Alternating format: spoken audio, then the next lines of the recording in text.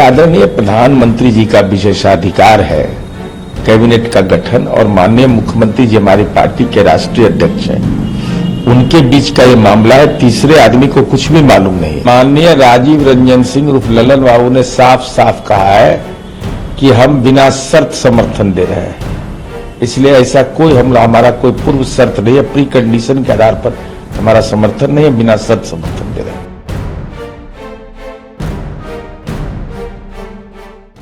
विपक्ष के तमाम राजनीतिक कूटनीति के बावजूद, षड्यंत्र के बावजूद देश में तीसरी बार आदरणीय नरेंद्र मोदी जी के नेतृत्व में इंडी गठबंधन को चारों खाना चित कर केंद्र में सरकार बनने जा रही है। तो एनडीए संसदीय दल की बैठक एक महत्वपूर्ण पक्ष उसका है। उसके बाद जो सरकार बनाने की प्रक्रिया होती है उसका अनुपालन होगा, और जो विरोधी पक्ष है उसको ठंडे दिल व दिमाग से अपने किए गए कृत्य की समीक्षा करनी चाहिए, न कि बेचैनी में, दिमाग की तड़तड़ाहट में बेचैन हो जाना चाहिए। आज जेडीयू की तरफ से भी संसदीय दल की बैठक बुलाई गई है दिल्ली में, जिसका नेतृत्व खुद मुख्यमंत्री नीतीश कुमार कर रहे हैं। सुबह में ये बैठक पार्टी के राष्ट्रीय अध्यक्ष माननीय मुख्यमंत्री नीतीश कुमार जी है। जनता दल यू संसदीय दल की बैठक जो बुलाई गई है वो तो पार्टी का इंटरनल बैठक, वो बैठक होगी। बैठक में क्या कुछ बातें होंगी नीरज जी, किस बातों पे चर्चा की जाएगी? संसद चुन के हैं। अरे बैठक में माननीय मुख्यमंत्री जी तो माननीय सांसद हो अथवा विधायक हो, विधायी कार्य में अपनी भूमिका, क्षेत्र में अपना लोगों से संवाद और अपने वैचारिक पक्ष को मजबूती से रखना और सक्रिय रहना, यही तो सलाह देते रहे हैं।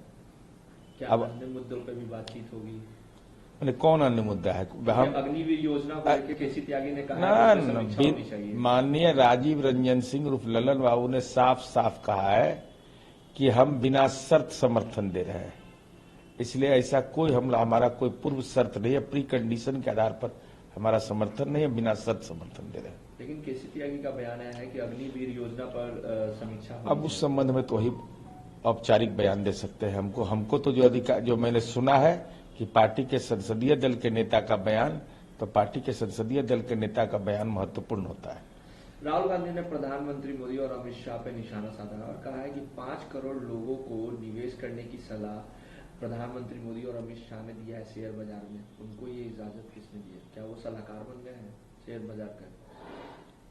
माननीय राहुल गांधी जी, आखिर आपकी पीड़ा किस बात की है? पेट दर्द करे तो सर दर्द की दवा खाने से कभी ठीक नहीं होता है। इसलिए आप अभी राजनीति में चुनावी संग्राम में हार गए हैं, तो व्यक्तिगत आक्षेप से बचिए। देश की अर्थव्यवस्था मजबूत हो, इस दिशा में केंद्र की सरकार, आदरणीय नरेंद्र मोदी की सरकार ने काम किया है। विपक्ष को ऐसे मामले में सकारात्मक होना चाहिए, न कि ऐसी टिप्पणी करना चाहिए जिससे कटुता फैले। विपक्ष के ये भी कह रहा है कि मुख्यमंत्री नीतीश कुमार जब अब किंग मेकर की भूमिका में हैं, तो बिहार को लेकर उन्हें सोचना चाहिए, विशेष राज्य का दर्जा, देश भर में जाति आधारित गणना, ये सब की बातें भी वो रखते। विपक्ष जो बिहार में विपक्ष है उसने तो माननीय नीतीश कुमार जी की भूमिका को ही नकार दिया था, उनके स्वास्थ्य पर प्रतिकूल टिप्पणी कर रहे थे।